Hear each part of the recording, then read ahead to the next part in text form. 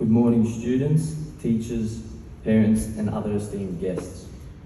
I'm James Youil, College DUX for 2020, and I'll be giving you a brief insight into the mind and life of a Year 12 student. I hope not to bore you with some long, tedious speech full of cliches that you've been bombarded with since the start of primary school, but instead give you a unique address you'll never forget. To give you an idea of what I'll try to achieve today, I'll quickly explain my thought process whilst drafting this speech. I wanted to tell you the truth and nothing but the truth, even if some of my points may surprise you.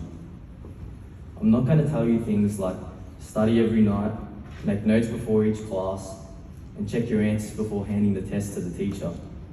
You already know these things, and me repeating them to you will not teach you anything. Rather, today I'll be discussing common Year 12 stereotypes you've heard about versus what my Year 12 experience was actually like. I'll talk not only about how I prepared for both SACs and classes, but I'll also delve into my lifestyle outside of school. First of all, let's be honest. At least one of your parents has told you that Year 12 is solely about hard work. Is there a sense of truth to that? Yes, but not as much as you'd think. If I'm being completely honest, if success in Year 12 had a direct correlation to the amount of study and hard work you put in, I probably wouldn't be standing up here today delivering this speech. People who know me know that I'm not exactly the hardest worker alive. My parents who are in the audience, for example, will attest to that. To give you a better idea of what I mean by all of this, I'm going to steal a quote from last year's DUX.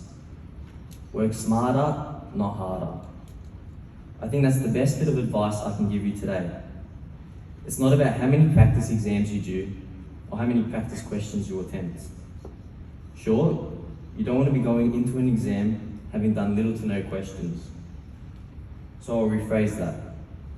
You doing 30 practice exams and not learning from your mistakes is worse than some other kid who only did 5 practice exams but went through them very thoroughly and very well. I cannot stress how important that is. Another thing I want to stress is hunger for improvement. In order to do this, I'll look at a certain philosophy. Focus on rectifying your strengths rather than rectifying your weaknesses rather than showcasing your strengths. That's not the exact quote verbatim, but I like my version better. A good example of this is when you're in class and the teacher goes through something you didn't quite understand. Get them to re-explain it 1,000 times if you have to, if that's how long it's going to take for you to get it.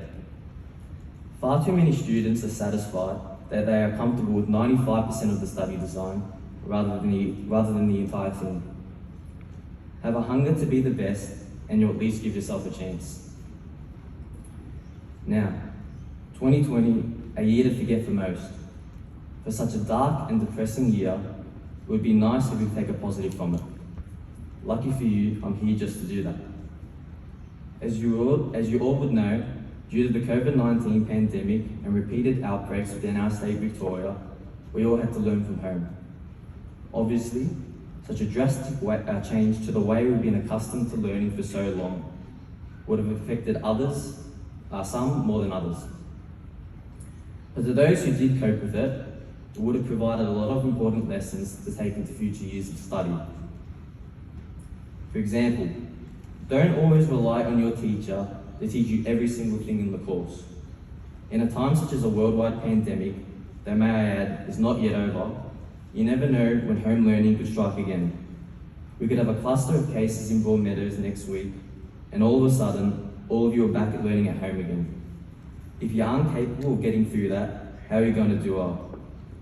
Even if we're cleared and there's an announcement of a vaccine and therefore there is no chance Penola gets shut down, situations will arise where self-teaching is just as important. There are going to be times, like the previously mentioned, where even after 1,000 explanations, you're just not going to get it. Now, for whatever reason that may be, whether you dozed off half an hour early in the class and have no idea what's going on, or some other reason, there are going to be times where you just have to rely on yourself to understand the work. Here, your textbook is your best friend. Just think for a second. Your teacher gets most of the information she's going to teach the class from the textbook. So why not consult it yourself? In maths, for example, the textbook is purely used for homework questions, and homework questions only. Many people forget that it has every mathematical concept you'll ever need to know for your year level, complemented with detailed solutions for practice questions. Take advantage of that so you become less reliant on student-to-teacher interaction and can become self-sufficient. Another important tip that is often overlooked is confidence. Have confidence in your ability. Too many times last year, I saw people stressing like crazy for SATs and exams. People put all this work into preparing, but fail at the last hurdle. What a lot of people don't tell you is that there is one last step right before the teacher hands you your test paper. Believe that you'll do well. If you're well prepared, you need to have confidence that you'll do well. Don't be second guessing your answers because you'll be wasting time and you could possibly erase the correct answer for a false one. Believe in your ability. Finally, I'll give us a few specific tips to help you with studying. First, make study notes for content-heavy subjects such as biology and chemistry. Either using OneNote or Microsoft Word, make a few dot points for each topic, so when it comes to the SAT and you have to revise, you can quickly revise the most important parts. My other tip is specifically for year 11s and 12s in VCE. In VCE, you'll have access to Adrolo videos. Watch them before your class, and I guarantee you'll understand way more. I hope this information was helpful and will be useful for your remaining years at secondary school. Just before I wrap things up and get off the stage though, I want to quickly tell you a bit about myself. I didn't want to leave with this because, well, I knew I'd probably lose your interest. But now that I've engaged your interest, I can give you a brief insight into my life outside of Penola. Like most students in here today, I love playing games. Although you might not like this next suggestion, I know it definitely helped me. Disconnect them and only get them out during holidays. As you probably guessed, this idea did not originate from me, rather it did from my mum. She's even making me do it for university. Despite my love for my PlayStation, I knew it had no use for me at school.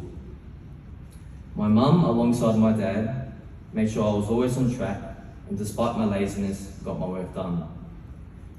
Though at times it did get a little intense, I knew that they both believed in me and knew I'd succeed. The last thing I want to say is that it's not about what school you attend or how you're performing at this exact moment. The final destination is all that matters. For me, this is especially true. I attended St. Francis de Sales Primary School, and when I began there, I was actually put in the lowest group for a lot of academic skills. Because of that, my dad taught me how to add, subtract, multiply and divide, while my mum taught me how to read and spell. By the end of the year, I made my way to the top group. Fast forward to high school. When I enrolled at Penola, I actually had the intent of leaving due to the negative stigma attached to it. I was going to leave in order to attend one of those prestigious schools such as Penleigh Essendon Grammar or Melbourne High. However, at the end of year 7, when I got a letter stating my acceptance into Penleigh Essendon Grammar, I actually turned it down. Even as young as year 7, I realised it didn't matter what school you attended. Penola has some great teachers, and if you apply some of the tips I gave you today, and combine them with the right attitude and a hunger to learn, you'll do just fine here. Finally, thank you to all my teachers throughout the years. You've all been an integral part of my life these last 6 years, and this definitely would not have been possible without you all. In particular, I want to thank Miss Lucarelli, Miss Mancuso, Miss McAwiley, and Miss Gozziano, as they were the teachers that from the first day I met them, instilled confidence in me and made it clear to me that I'd succeed. This has been an honour. I wish you all the best, no matter what year level you're in. Remember to work smart, not hard, and to have confidence in yourself. Thank you.